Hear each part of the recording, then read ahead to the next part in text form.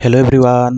तो आज हम लोग देखेंगे aldol कंडेंसेशन। तो चलिए इसका डेफिनेशन की तरफ चलते हैं। सो aldol कंडेंसेशन बेसिकली क्या है, हम लोग क्या करते हैं, दो मॉलिक्यूल ऑफ एल्डिहाइड और कीटोन को लेते हैं जिसमें कि एटलीस्ट वन अल्फा हाइड्रोजन होना चाहिए।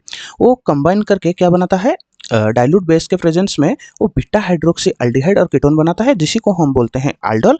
एंड उसी aldol को अगर हम हीट करेंगे तो क्या करेगा, एक वाटर मॉलिक्यूल लूज करके हमको अल्फा बीटा अनसैचुरेटेड कंपाउंड देगा, जो कि क्या है, aldol कंडेंसेशन का फाइनल प्रोडक्ट है। इसमें हम किस किस बेस को यूज़ कर सकते हैं, हम इसमें डाइल्यूट बेस यूज़ करते हैं, जनरली NaOH और KOH। तो चलिए चलते हैं इसके रिएक्शन की तरफ।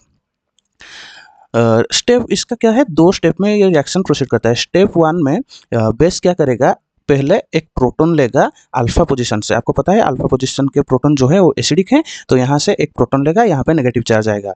वो तो ये नेगेटिव चार्ज क्या करेगा, कार्बोनिल के सेंटर में अटैक करेगा एंड ये वो नेगेटिव हो जाएगा। दिस नेगेटिव चार्ज ये क्या करेगा, वाटर से प्रोटॉन अब्स्ट्रैक्ट करेगा, जो फॉर्मिंग aldol। इस aldol को हम क्या बोलते हैं, बीटा हाइड्रोक्सी एल्डिहाइड।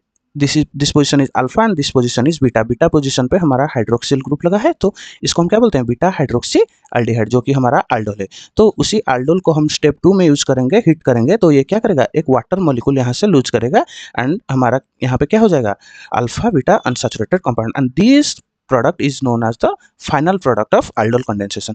इसका जनरली इजी ट्रिक क्या है, आप इसको कैसे आसानी से याद कर सकते हैं। आपको क्या करना है, दो मॉलिक्यूल एल्डिहाइड लेना है, उसके अल्फा, एक मॉलिक्यूल के अल्फा पोजीशन से दो हाइड्रोजन रिमूव कर देना है एंड दूसरे मॉलिक्यूल के ऑक्सीजन को रिमूव कर देना है। इसी तरह आपको एक वाटर मॉलिक्यूल लूज कर देना है एंड यहाँ दो नया कार्बन कार्बन का बॉन्ड फॉर्मेशन कर देना है।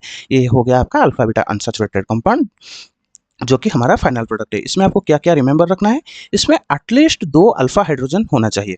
देखिए यहाँ पे एक अल्फा हाइड्रोजन रिमूव होगा, जो कि इसी दो एल्डिहाइड को कंबाइन करेगा।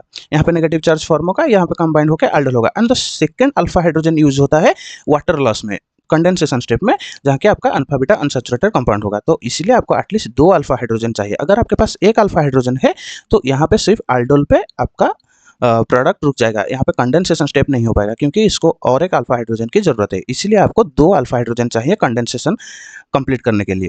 एंड ये बेस कैटालाइज्ड भी होता है, एसिड कैटालाइज्ड भी होता है, एंड ये यहाँ नया CC बॉन्ड का फॉर्मेशन होता है। यहाँ पे हमने रेड कलर से इसको दिखाया है कि नया CC बॉन्ड फॉर्मेशन कहाँ पे होता है।